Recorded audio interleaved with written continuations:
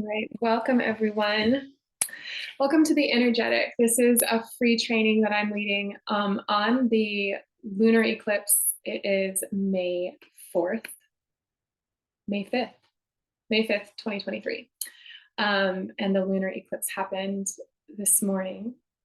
It's been a really powerful pocket astrologically for the last few weeks, actually longer leading up to the solar eclipse.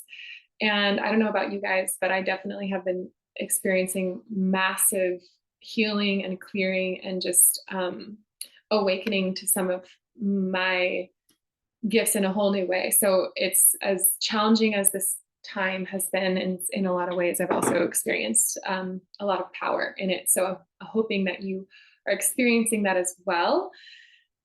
What today is going to look like is we're going to do a little check-in at the beginning just to kind of bring all of our energies together, activate I am in the 7 directions and really tune in. And then I'm going to get into the content of the day and of this training, which is a free class. It's this training, the final eclipse, is about healing our relationship with the masculine, both in ourselves, but really our relationship with our father line and also our relationship romantically with men. A lot of deleting and clearing codependency, understanding men even better. And I've been doing a lot of teaching and work around that recently. But yeah, and what this training is really, my intention with this training is to bring forth a perspective that I think is much needed at this time when there's a lot of terms, toxicity, like labels being just thrown out there of an unhealthy man, an unavailable man, a toxic man. These different words that are sort of thrown around, even avoidant. And the truth is, when we use those labels, we're actually getting into avoidance of our own trauma for the most part. And because the truth is when we're really, really, really in the work, when we're absolutely deeply embodied in our power as women and as healers, because that's ultimately what the power of the feminine can bring to this world is deep healing gifts. When we're in that, there's no need to label people. There's no need to even judge where they're at. We are so strong in ourselves. We've taken such radical responsibility of our triggers that we don't get triggered. If we do get triggered, we immediately go into the work and we immediately clear it. And in that, we become this strong, incredible force for people to heal around. So I'm kind of getting into some of the content, but we're going to dive into all of that and just really excited to bring this forth. So much of what I'm teaching today has been inspired by the work I've been doing with my mentor, Diana. And I'm going to actually share an opportunity at the very end about how to work with both of us together, which I'm really, really excited about. So if this content is something that lights you up, she's definitely the person to work with. So that being said,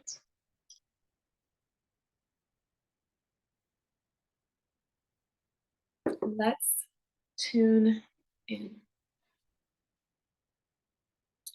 So take a moment to close your eyes. If you have something to lean against, you can lean into your chair, the back of the bed. I don't recommend laying down unless you're really tired and you want to. That's totally fine. But just let yourself rest and relax for a moment. And take a deep breath in.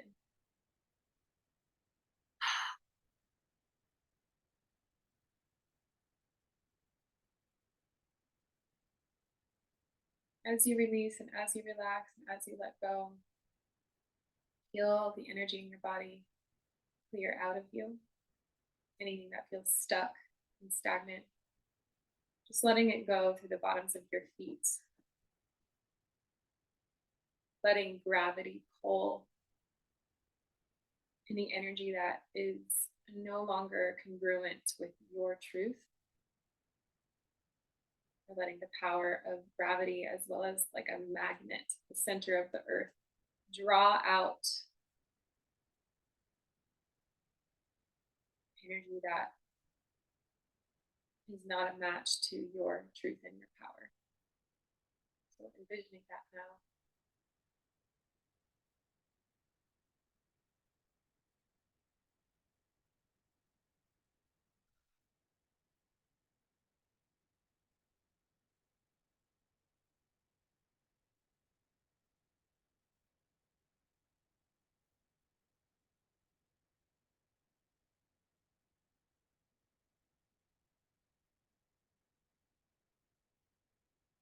I want you to imagine that you are awakening to what I call the land of the goddess.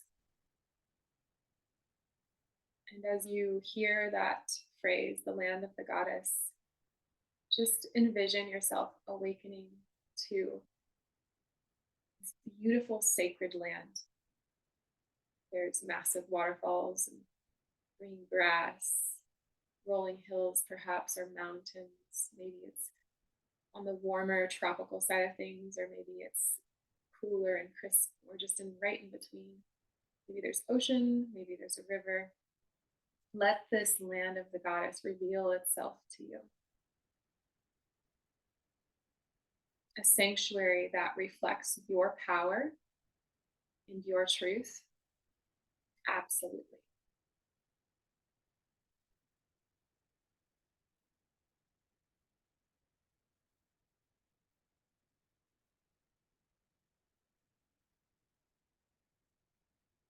Take a deep breath in.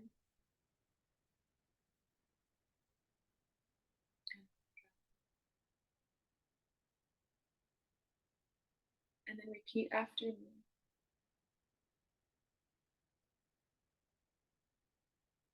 I am before me.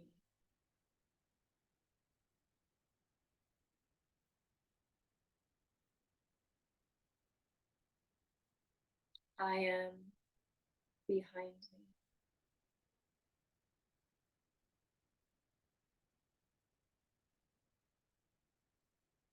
I am at my left.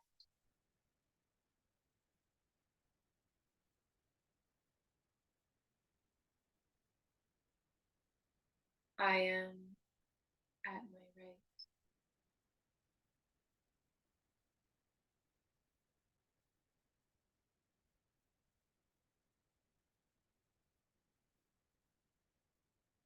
I am above me.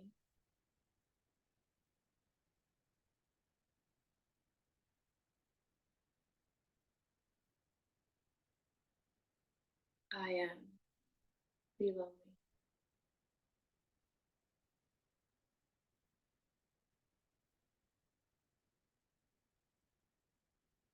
I am unto thee.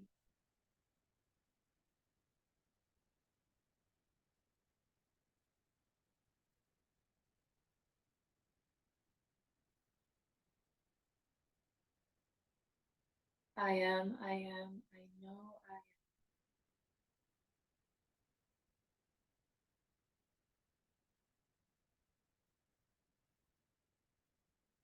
I am, I am.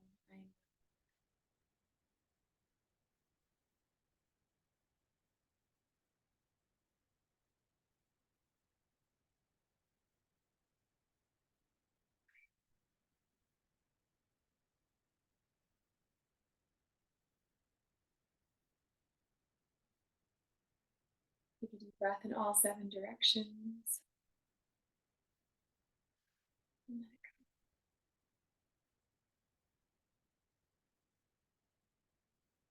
Okay. So the way I would like to start today, first is creating an opportunity and space for you to share anything that's kind of coming up for you in your personal life, perhaps in love relationship or in any relationship that you have. Um, Perhaps voicing some challenges and obstacles that you've been facing, or voicing the patterns that you see yourself going through again and again in relationship. I just want to bring that into this space. And even if you share it and we don't even go into it completely, what you share, I want you to imagine it's like the intention of this eclipse, that what you place in this space is what we're eclipsing out. It doesn't really matter how you verbalize it, how you write it out, but and you can even write it on a piece of paper. You don't have to share it in the chat. But what are you placing in this space that just through being here and just through setting this intention, that energy is clearing out, eclipsing out. Eclipses are like, I always envision them and experience them as like a sideways energy, a horizontal push.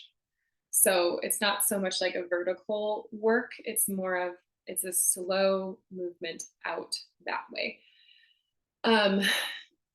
So it both brings things in, it can both bring things in and take things away. Very, very powerful. So feel free to share obstacles, and we may use them as little teaching points if you want. So the benefit of sharing is that I can kind of give you some personalized coaching. You don't have to though. Okay. Where I want to start is what I see right now. There's this like massive misunderstanding in this world of personal development, healing, even their therapy and healing work. And you see it in some of these accounts on Instagram, let's say around like avoidant and anxious attachment style work. And that's actually something we'll talk a lot about in this call, because it's a great example that we can all kind of relate to. So there's posts that are out there that are like, if you're not with someone who is willing to reassure you whenever you need it, you're with someone who's unavailable and toxic, and you deserve so much more. Let's see.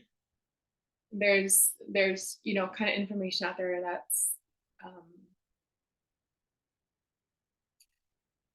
I'm having a hard time coming up with other examples, but that's just sort of like the main thing that I see, where there's this demonization toward more of the avoidant attachment style people, silence, space, time away, things that can trigger our feeling of abandonment and insecurity and anxiety. And there's a lot of accounts that are basically saying if that behavior is present, then that person is not healthy, and you deserve someone who's willing to you know, give you that reassurance whenever you need it, type of thing. But and it can be challenging because when you're someone who, let's say, has like anxious attachment style or avoidant attachment style, I'll talk to both. So if you're someone who has anxious, more of that style in relationship to people, you may be living in a mindset where you say to yourself, I am committed to being with someone who can handle my anxiety. I am committed to being someone where this doesn't become an issue. I want to be with someone who can help me, who can reassure me, who can be there for me. What you're doing when you're saying that is you're basically saying, I'm committed to my anxiety for the rest of my life. I'm committed to having this anxiety. I don't believe it's possible for it to go away. I don't believe it's possible for me to change. Therefore, I want people in my life who will fit around that dysfunction, because it's a distorted, dysfunctional energy. The anxiety that we experience, it's not the enemy, but we relate to it in a way that's not appropriate. What anxiety is, and anxiety either on the anxious attachment side of things or the avoidant attachment, because avoidant attachment can also experience anxiety, is only ever a messenger. So our anxiety, when we experience it in relationship to other people, is pointing us toward the trauma that is ready to be released and healed. Okay, so one sec.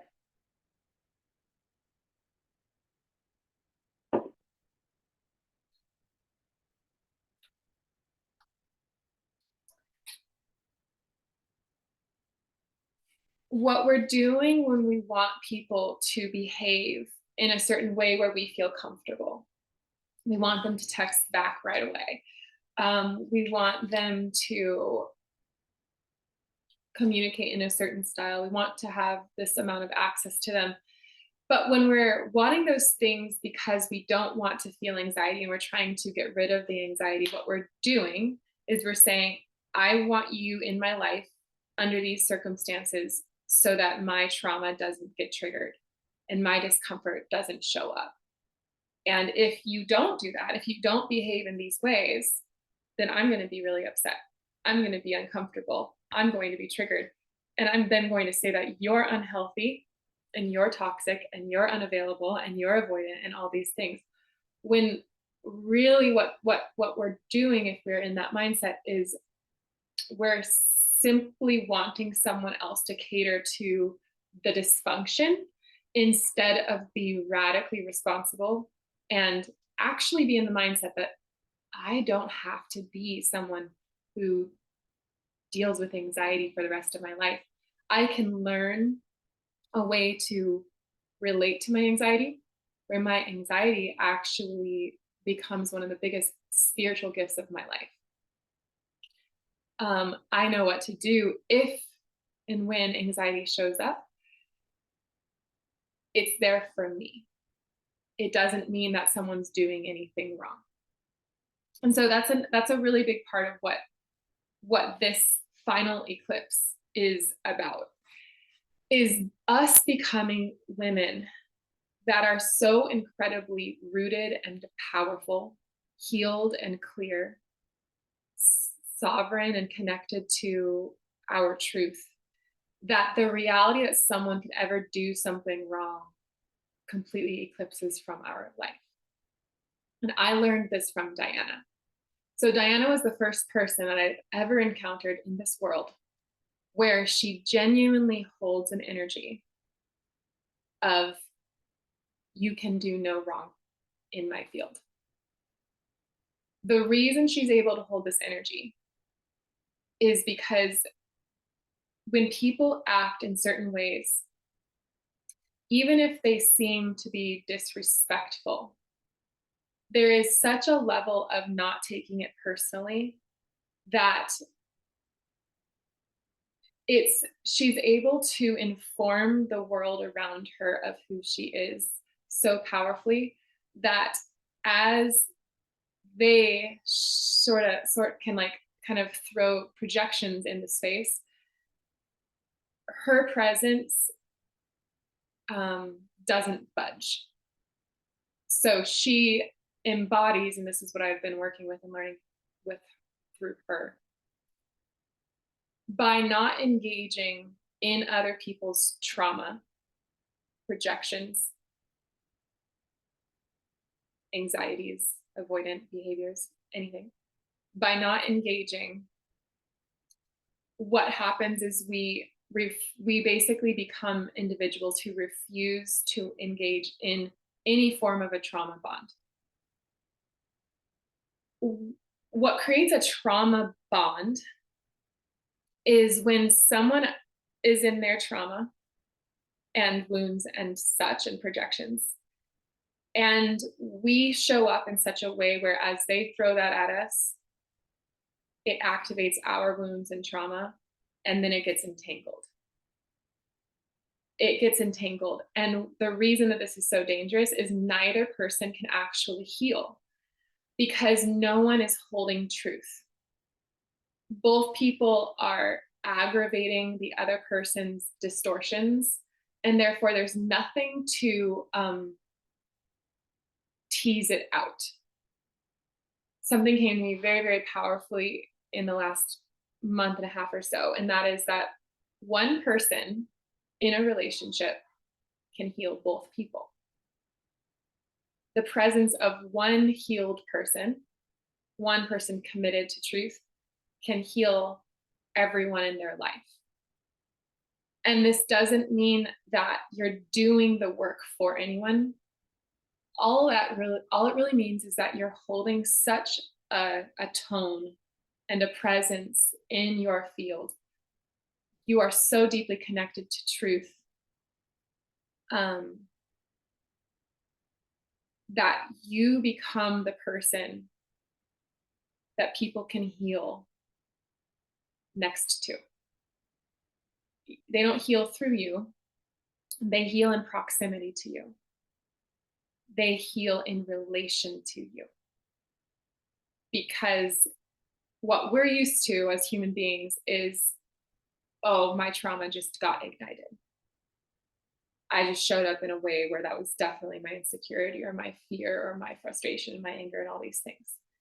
And now I'm having this evidence come in that that trauma, that way of being is unacceptable because now this person is upset. Now this person is avoiding me. Now this person is anxious. Now this person is needing something from me. Now this person is upset. So we have all of this evidence in the world through most of our relationships because very, very, very few people, Diana is the only one I've ever learned this from. Very, very, very few people on this planet know how to override space with truth. So we keep getting an affirmation that our trauma is unacceptable. Our wounding, our fears, all of those things are unlovable. We continue to perpetuate that belief in most of our relationships, which makes us ultimately, even if it's subtle, walk on eggshells with everyone. Think about what relationships in your life where you really, really, truly feel like you could do nothing wrong. And you may have some, but those are often like really close friendships. What we're talking about is being able to be that person for even strangers, being able to be that person for romantic partners, and so on. Yeah, it is very, very powerful. Okay, so what that energetically looks like is when someone is when someone is okay, so this is what it doesn't look like. One person gets triggered and their trigger triggers you. And you may feel this potential abandonment. You may feel this potential, you've done something wrong, all these things that can come up. And again, now there's two people in their trauma and no one is holding the ground that has the power to heal. The other side of things, which is what we're here to master, is becoming the woman who, what energetically is like is if someone throws a projection at you, for example, you notice it, you can feel it, you can sense the frequency of it, you can learn, you intimately know that projection, you read the energies of it entirely. But because you've done this work so deeply, you act like Teflon, like a mirror almost. And that projection that was just thrown back, it bounces off of you, but it's not like it gets sent completely back into the person. It almost like remains in the space between the two of you. And your ability to hold truth, you support them to alchemize. So you're like this access point to clarity. Diana speaks of this as you are the one that holds the remedy. So when you've done these processes of healing and literally overturning every single rock in your psyche of trauma and wounding and everything, you gain wisdom, you gain the remedy, you gain the healing each and every time. You can even do this in trauma and wounds that aren't yours. You can glean this, you can gain so much. It's like you become this apothecary and your system holds so many different healing tinctures and properties and remedies. You are You are the remedy carrier. So people come to you, and as Diana says, they sense that in your field they can be healed. They sense that you hold the coding and you hold the wisdom. So they gravitate toward you. And I've experienced this more and more and more in my life. Random people, men especially, will gravitate toward me and share and spill and open up. And what they're wanting to do is to heal in my presence, because they sense I hold the wisdom, and I do. So we can do this. It's because we've done the work to completely transmute all of the triggers. We hold that wisdom. Okay, so 1 second here.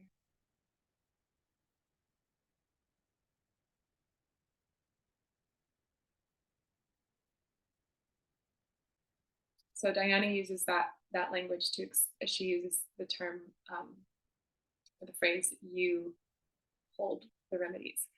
So what ends up happening is the best word I use to describe this is teasing out. So when you become this woman, you help people tease out their trauma in relation to you. In relation to you, people tease out their trauma because simply you do not engage in it. Tomorrow in the healing wisdom of anxiety, we're going through a process of actually going into these uncomfortable pain points and learning how to handle anxiety as it comes up and glean the wisdom and basically come to the remedy. Because every single time anxiety is showing up or other discomfort, there is a healing that is ready to take place. That's the way I see it now. Any single time there's anxiety or discomfort in my body, there's a healing that I'm ready, that my system and my soul are ready to hold. My apothecary, there's space open for another tincture or another medicinal superpower. So that's the way we can ultimately approach anxiety. And so going back to kind of the beginning and moving into a more superficial space with this, I feel like the shirt is like making my arm movements not natural, but whatever. So moving back into the superficial space of this, being with someone who is your anti-anxiety medication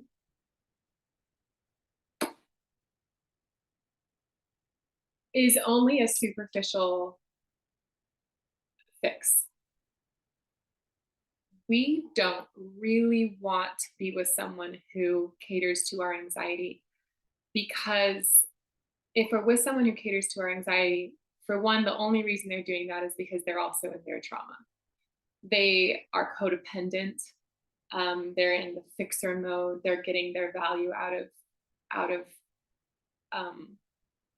pleasing your wounded self, your lower self.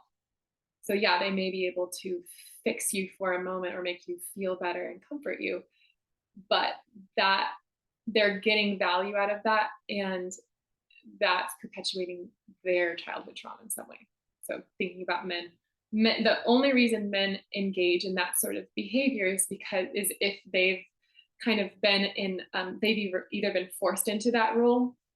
Those are more the avoidant style men, or they gained a lot of or they gained a lot of praise and value, like they were valued for being in that role, catering to their mom's anxiety or emotions and being the fixer in the relationship. So it may feel very comfortable for them, but it doesn't mean it's healthy for them. A true man in his masculine power, it doesn't mean he's not willing to give reassurance and create a healthy relationship where you feel secure, but he will never accept a reality where he has said yes to his job being to comfort your wounds. The masculine is designed to provide, protect, to give, to support, and to be in purpose in the world. there's a massive, massive, massive amount of energy that he is designed to pour outward and to pour into this world. But he also is a master of the conservation of energy.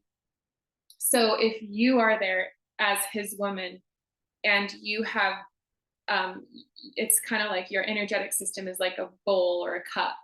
I was talking about this in our call yesterday. If you are this cup and there's holes in the cup from unhealed wounds, abandonment stuff, unworthiness, anxiety is the hole itself. And you're making it his job to make you feel comfortable and to never actually trigger those holes.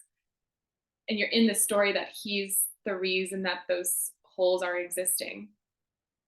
Basically, every single time he's reassuring you, he's pouring his energy into a cup that is draining out the other side. And that's not on a even if it's deeply subconscious, on a soul and spiritual level, he is not going to want to do that. It's not because he doesn't love you, it's just that it's not the right thing to do for either party, for his higher self or your higher self.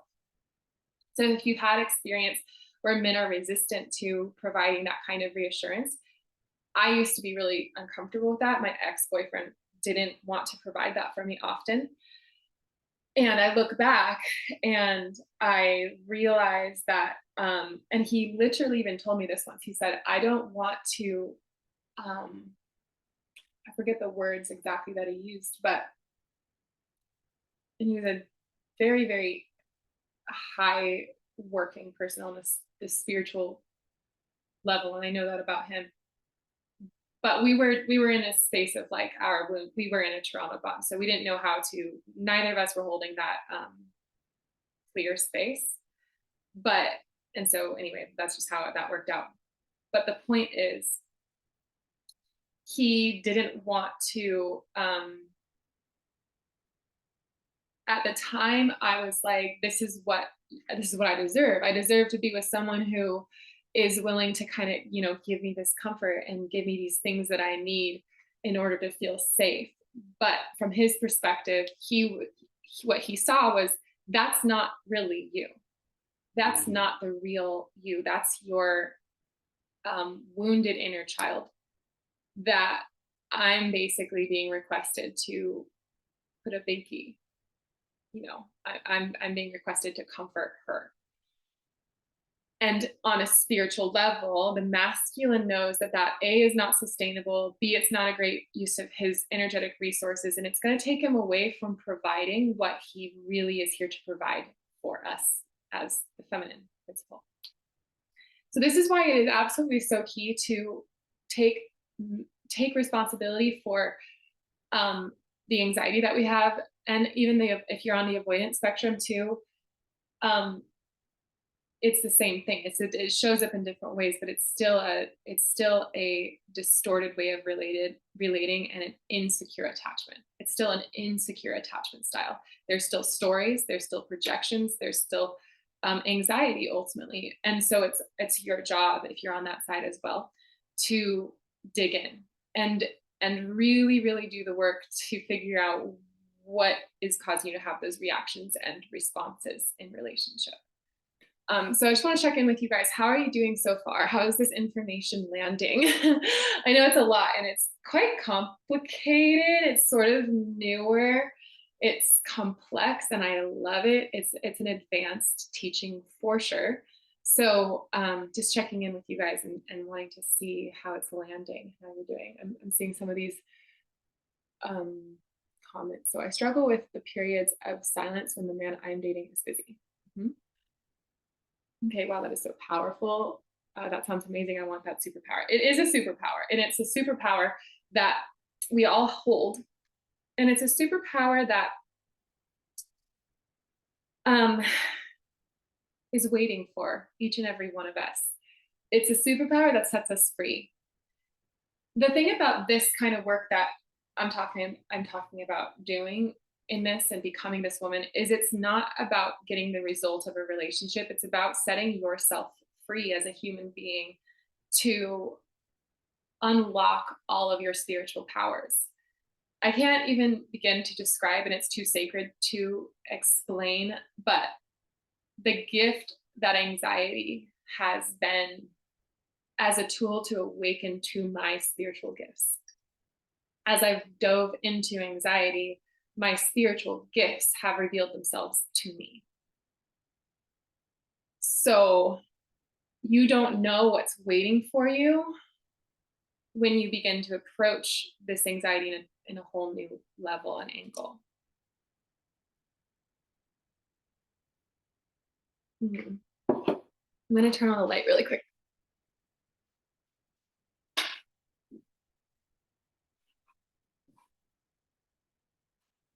Okay, I like the concept of clearing old stories. I'm going to focus on this process. Beautiful. Yeah. So in those moments of silence, yes, so those are, it's really important. And that's the thing too. It's like, so I'm doing a bunch of different trainings right now on masculine energy and the masculine activations and such. So I know you guys are kind of, I think most of you enrolled in that. But you, as you know, the masculine energy, it does pull away, it does process in the cave, it does work in spurts, it builds up, it clears out. And there is this give and take of being willing to learn the masculine and give ourselves the opportunity to become secure in ourselves, where we're not ultimately relying so much on them texting us or not texting us to feel safe and okay. Because the real beauty is like you're saying, Rebecca, what stories are coming up for you when that behavior is happening. And I want to give you guys an actual tool from today that you can work with. So this is something that I highly recommend working with, and you can write these down. Okay, it is really good. Real. I have felt so much growth on so many levels over the last few years, and this feels like a really important thing to be in relation to people, romantic or not, but really being secure. Exactly. And that's the thing. So if you find if you label yourself, or you know that you're more on the avoidant side of things or the anxious side of things, what we're holding space for, and I had a one-on-one call with one of you who's here, who we were talking about this, is no longer identifying as that attachment style and actually believing it's possible for you to be the secure one. For you to be the secure one, because it is possible. Absolutely, it is possible to heal that trauma that causes that tendency. And what an incredible gift that you've been given to glean so much wisdom and to hold incredible amounts of remedy in you. Okay, so this is something you guys can write down. This is the process. When he doesn't blank, or when he does blank, what am I making this mean? What am I making this mean? So, and then expand on that. Number two, the second part of this process, what story am I creating about it?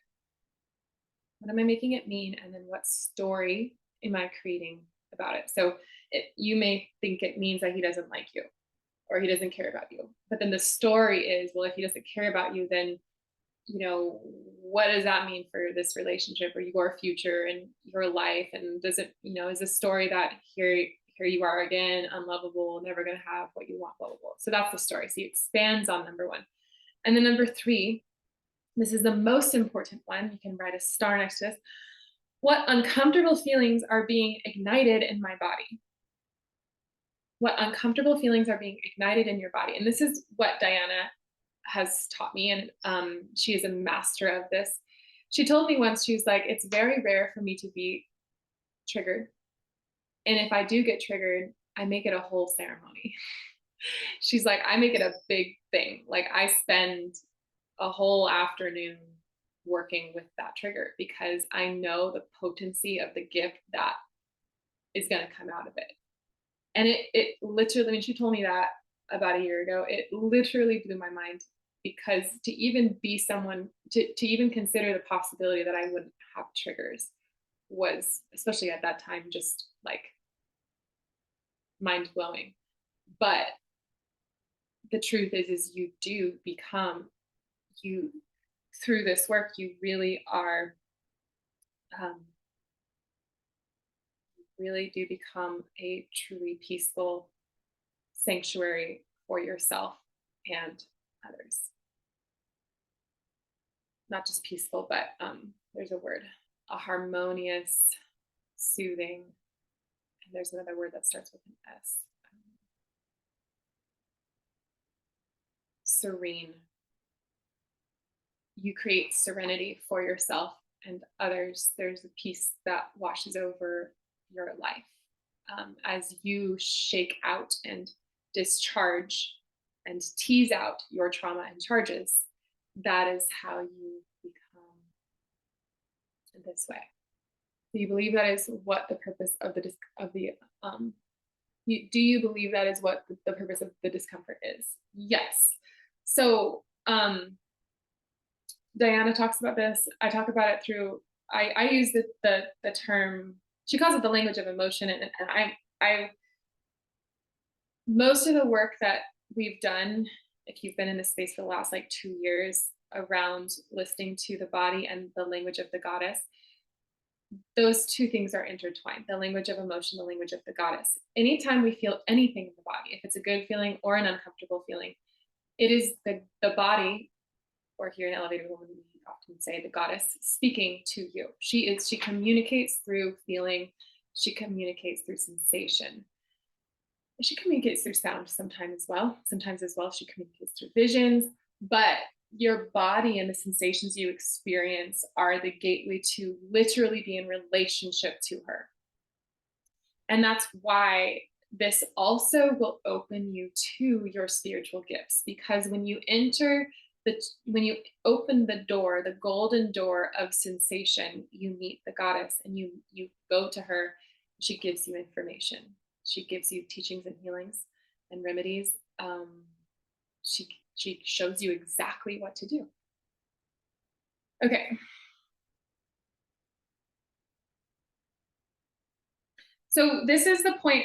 Once you've gone through those three things, what uncomfortable feelings are ignited in my body? Let's say the uncomfortable feelings that are ignited in your body, they are showing up as anxiety.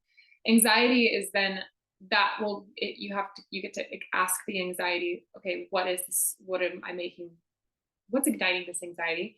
What am I making that mean? What's the story I'm creating? And what other sensations are present here with this anxiety? Is it a burning sensation? Is it heat? Is it pain? Is it sadness? So it's going to unfold and you'll reveal this wisdom. But here's the deal. Most of the time we don't do that. We are so unwilling to actually go into the fire of the discomfort that so I wrote, what am I, so then we're at a choice point. In anxious attachment style ways of being, often it's that moment that we end up reaching out and craving the connection, but from the energy of needing it and anxiety. And I know all of you who are in that section have experienced that. On the opposite side of things, when you're receiving, when you're in that avoidance, there's also a discomfort, and your reaction to pull back and to avoid and to make up stories. That's also acting out of the discomfort instead of questioning the discomfort. Okay, so there's a choice point. Once you've answered those three questions, there's a choice point. The anxiety may burn so intensely that you feel compelled to reach out and to create closure or clarity with this person that you're craving that communication from, when you're in that, distance and space. So in that, you are acting out of the discomfort. And you can continuously ask yourself, am I acting out of this discomfort? That's one choice. Or there's another choice, and that is to go in and do the healing and to do the clearing. So there's always a choice point. But if you get committed, and you don't have to be perfect at this, but if you get committed to always making the choice point being the alchemy, that's how you ultimately become this woman who is that rock solid, stable, secure in herself, unwilling to engage in external projections, unwilling to get herself mixed up in other people's trauma. You become the healer by proximity. You don't have to do anything. It's just simply your presence and the unwillingness to engage. That is what has the power to heal people and yourself.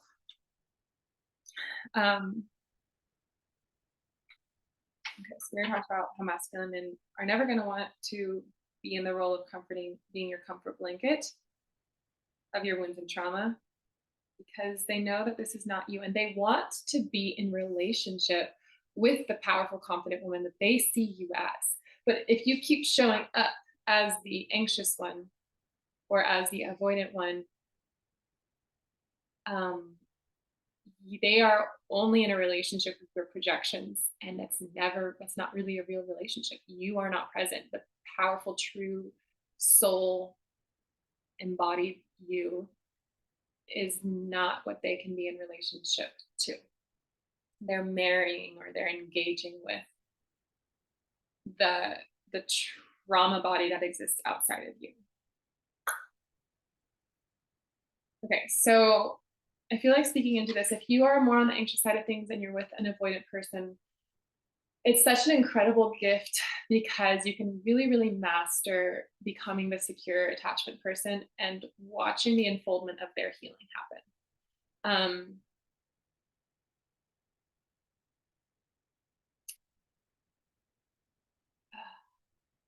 Okay, so yeah, I think tomorrow we're going to go more into that, like what you'll actually witness when you become that embodied version of yourself.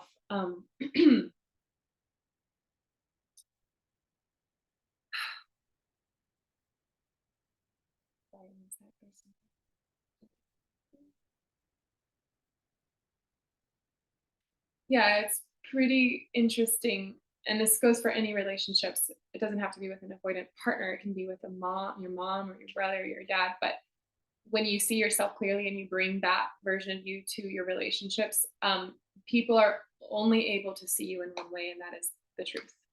And again, so that's how you become the healer, because you don't make it an option to engage in the trauma or the dysfunction. And we've all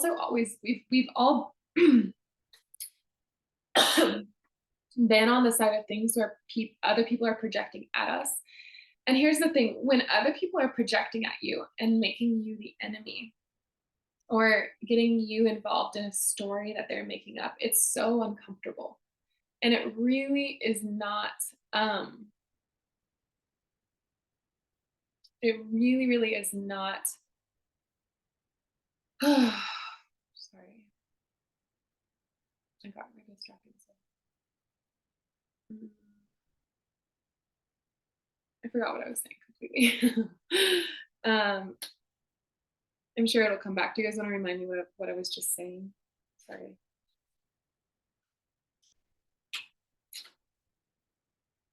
So I'm going to close up within like the next 15 minutes or so, 15, 20 minutes. But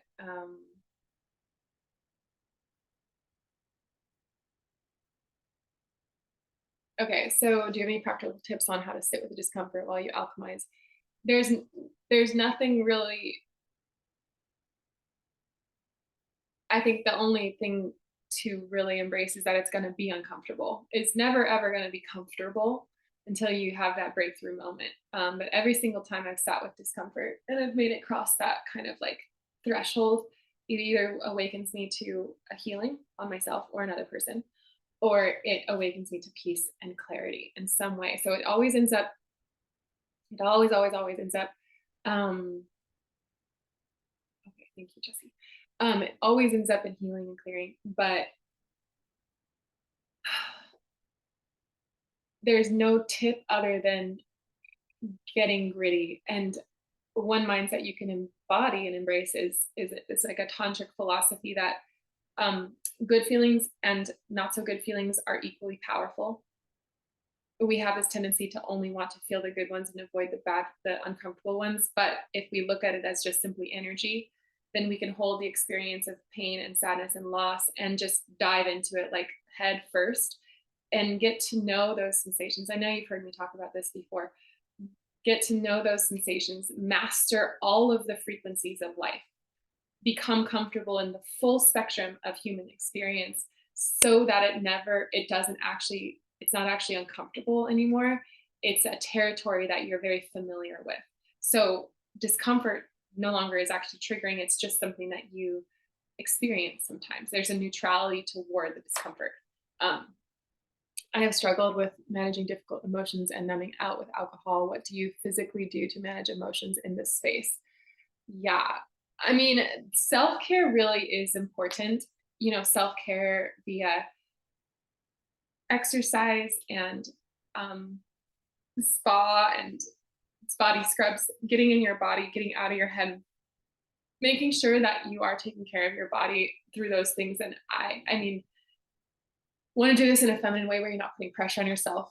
But if you know that you're not really showing up and caring for yourself fully in those ways, I think that the reason that we kind of go toward those uncomfortable things is because we go toward those tendencies of numbing out is because we don't have enough of the positive feelings coming in. So I would just really more focus on what positive things can I bring into my life, more time socially in, social circles, friendships, community, close one-on-one friendships, time with a girlfriend at dinner, dance classes, workouts, whatever. But increase the amount of good things that are in your life so that it's not so much of the avoidance. It's just an embracing of the positive and the good, if that makes sense. Okay, so when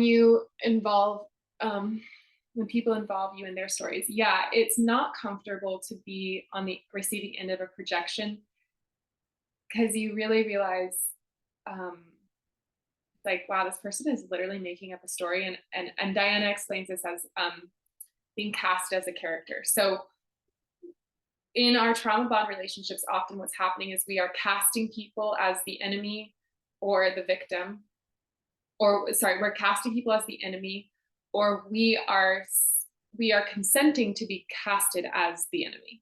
We are consenting to being casted as the bad guy. So you're on either side of that spectrum. Most of the time, I'm the one casting other people as the enemy, and so that's been a big growth for me. But there's people who are used to their trauma, their norm is to be being casted as the bad guy. And that's so normal for them that when they find me and I'm used to being victimized, we match up entirely. But the truth is they're codependent when they consent to being the enemy. The moment that they stop, they're like, no, that's not me. Then it gives me the opportunity to look at my trauma. But if they're consenting to being casted as that role for me, then I can never heal.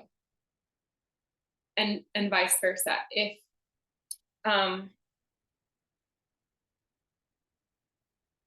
If I'm unwilling, if they're used to being cast as the victim and that causes them to pull away, but I show up and I know that they're actually projecting into the space and interpreting my presence or my behavior, they're getting into their pattern of feeling like the bad guy and pulling away or whatever.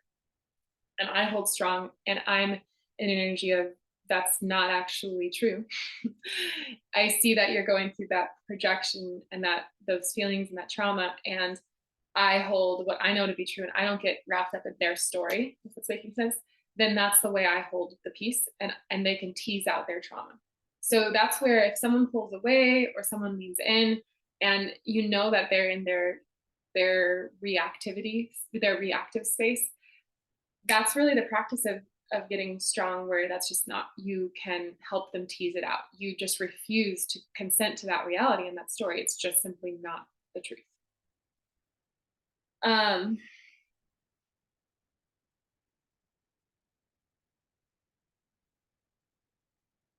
Some other things that will come out of this work is when you stop asking other people to be your comfort blanket, you begin to do the actual work of looking at, why is it so scary to ask for what I need? Why do I believe that I'm not going to be able to receive this? And you also encounter the shame, insecurity, unworthiness, all of those things that are actually under the surface and existed far before whatever relationship that you're in. So again, that's why we want to move away from ever blaming other people and labeling them as toxic or unavailable or narcissistic or all those things. And the truth is people can be exactly how they are. And when you're actually in your power and you're healing, people can be exactly how they are. And you know where to place them in your life. What we were talking about yesterday is when you're in this work and you really truly master this, no one has to ever be removed from your life. People can, what you end up doing is you have such energetic mastery that there's just a spectrum of access to you. And you know where that person gets access to you or not. So you open the gates or close the gates. In my world, I see it as like, I have some people who exist outside of the castle gates. I have some people that exist inside of the castle gates on the castle grounds. And I have some people who exist in the castle walls. And I have some people who exist in the room with me while I'm on my throne. So there's the spectrum of access, and the people that are sort of on the grounds, I absolutely love and adore them, but they have some work to do, some healing and clearing to be able to get closer access to my heart space. They're still welcome on the grounds. They're absolutely welcome. There's some people outside of the grounds where, how do I say this?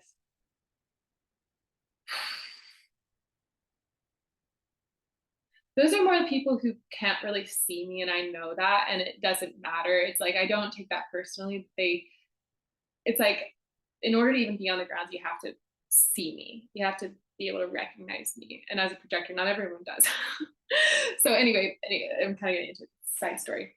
But that's a fun way that I work with this is in my like land of the goddess, and I have lots of different lands and places in my consciousness that I go and I work on my energetic grid and everything. But that's something that I do. So let's see.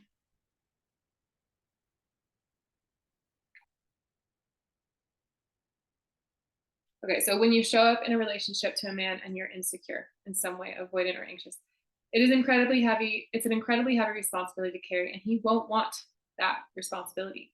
He doesn't behave when he doesn't behave in the way you want. This is an opportunity to heal and clear the trauma and actually give the relationship a chance. Actually give the relationship a chance. This is the way to get what you want. So when you're uncommitted to getting, so this is the way to actually get what you want. In this process, you become a woman who is uncommitted to any other reality than what works for her and what works for her. But it's no longer, this is the distinction. She's committed, you are committed. Okay, so she is committed to getting everything that she needs and wants and desires. But that doesn't come from needing people to act in a certain way. The distinction is she's constantly holding space for exactly what she wants, needs, and requires. But no one is forced into those roles ever.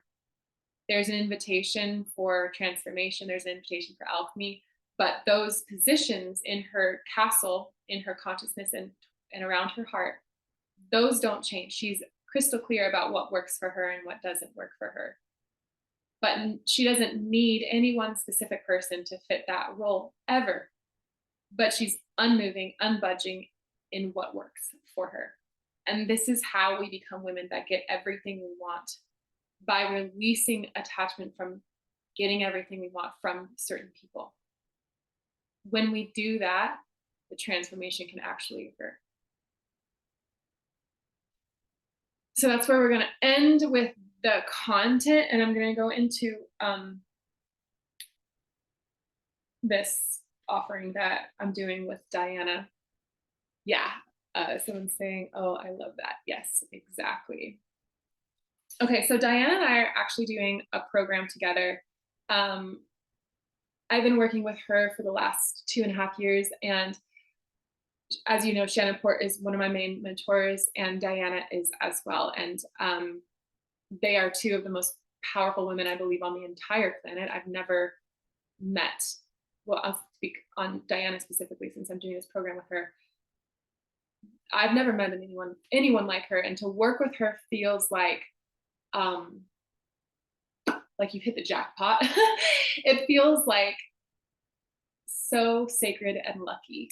And I'm very, very particular about who I send her number to of like my friends and such, because she works at such a high caliber that I know I don't send just anyone to her, if that makes sense, because I know that whoever works with her has to already be at a certain level. Um, and also she's just so sacred and secret, and yeah, it's all I can say is it's a really, really big privilege to work with her. So with that being said, we only have 3 places to work with both her and I in this program.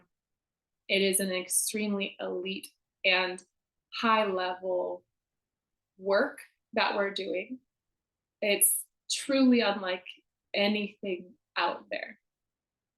I know that because I've done so much, and she is the best of the best of the best of the best.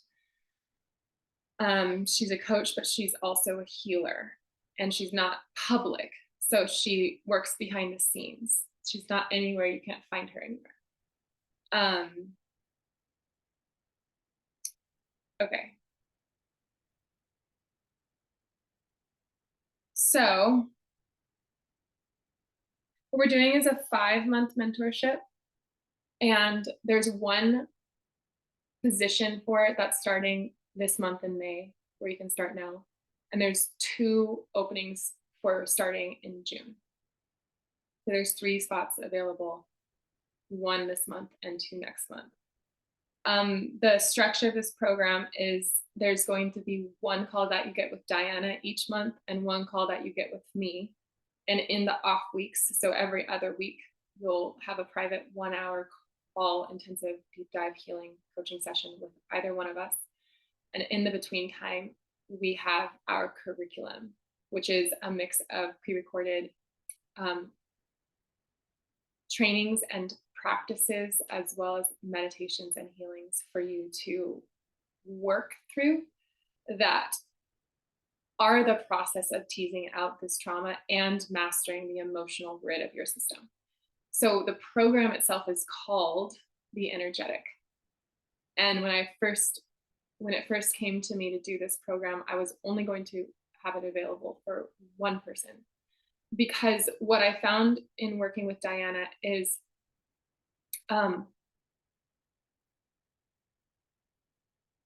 the archetype of the woman that we are meant to work with is who Diana and I are as well. So it's the incredibly sensitive, the incredibly energetically attuned, but the version of you where you haven't fully opened to your spiritual gifts yet. That's who we are wanting to work with. Where your sensitivity and your anxiety and some of the trauma that's still stuck in you is currently you're experiencing it as a burden and something that you want to remove from your life. What we are taking you through is a process where those things that challenge you become your transformation and become the avenue to all of your spiritual gifts. Okay, so I'm going to go into we created this list together of the ultimate results of what we're going to be working on in this 5-month mentorship container. So through this time of working together, you become the person who people will tease out their trauma around because of your stability and sense of self. You will have zero codependency in your life. Codependency is taking responsibility for other people's feelings or believing that other people are responsible for your feelings. Being admired and respected by everyone you know, people will say, how did she do that? How did she get that way? Only experience your needs being met. You'll experience the power of confidence. You will experience the real influence you can have on people's lives that you love. Experience being absolutely honored, respected, and adored, cherished, and treated with the high level respect, both in friendships and relationships. Relationships only happen in a way that works for you. Self-confidence that you can create and have whatever it is that you desire. Awakening to your spiritual powers and gifts and abilities. Impeccable and incredible intuition.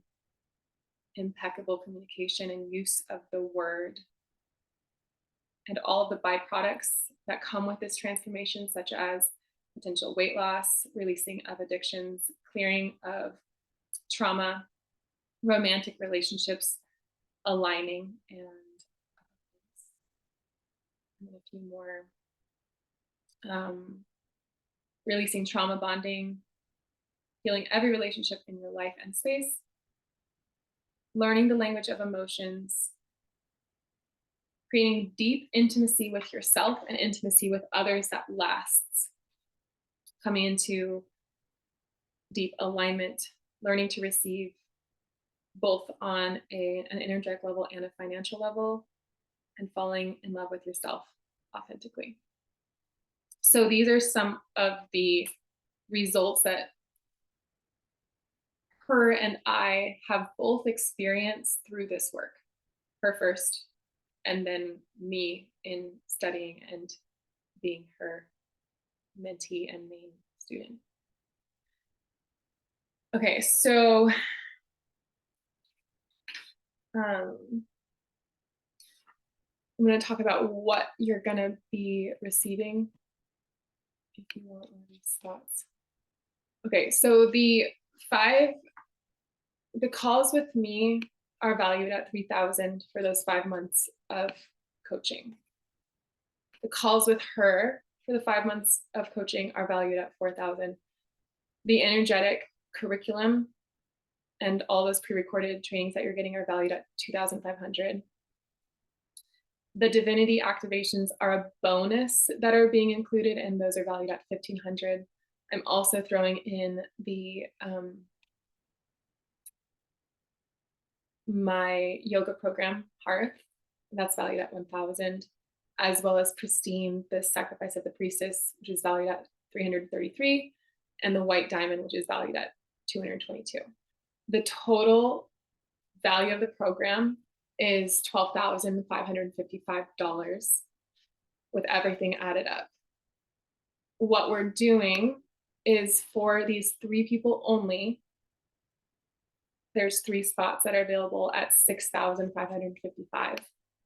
And if you sign up before the 10th, you get $1,000 off. So it's $5,555, or you can do a payment plan. So whatever comes first, it's very likely that those 3 spots will be taken, in which case we won't need to bump up the price to $6,555. But whichever one comes first is, so essentially, if those 3 spots aren't taken by the 10th, then the price is going to go up to $6,555. The 4 bonuses, the divinity activations, the Hearth program, Pristine, and the White Diamond all go away on the 10th. So there's definitely a lot of incentive to join between now and May 10th, which is 5 days. Because once it hits May 10th, the price goes up by $1,000 and all of the bonuses go away.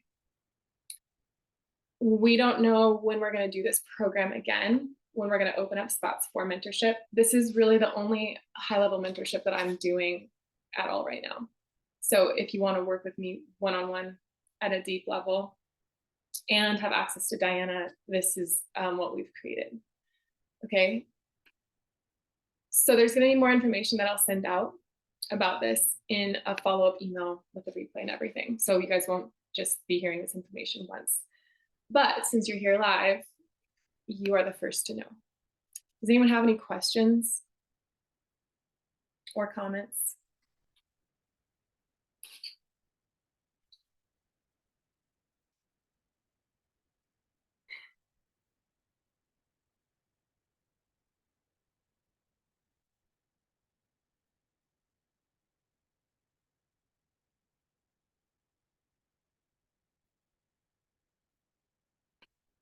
Okay, and I want to share too, I might be doing another training. I'm not sure. The original training that I was going to do to lead up to the launch of the energetic was going to be more centered around the highly sensitive woman who struggles with that sensitivity. Oh, wow. I was at work as this started, but I'm excited to watch the replay. Miss you something fierce. Oh, I love that. Thank you.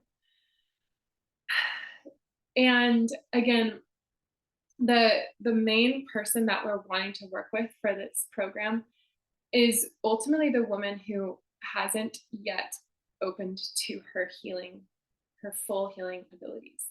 So if you know that you have these spiritual gifts and you know that you're deeply spiritual, but oh my gosh, hi.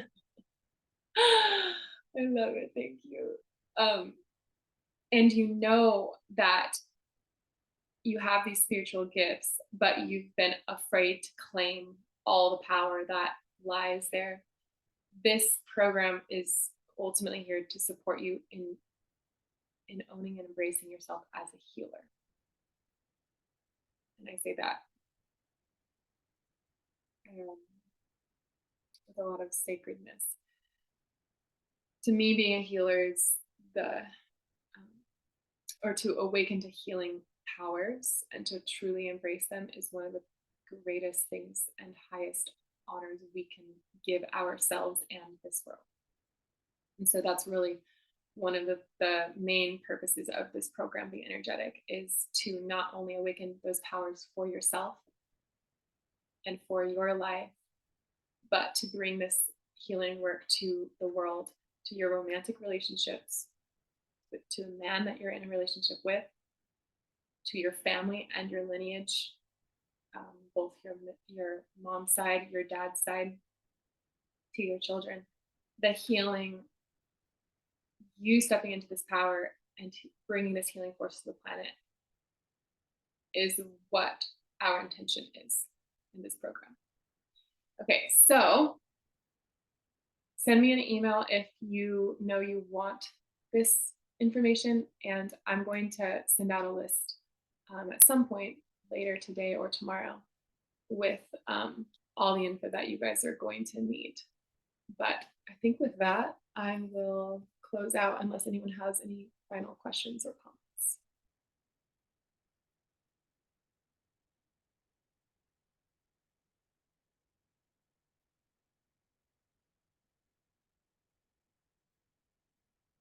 All right. This training was just what I needed to hear right now, Anya. Thank you for doing such powerful work. Jesse, thank you. Amazing. Thank you so much, you guys. So grateful. I will see you soon.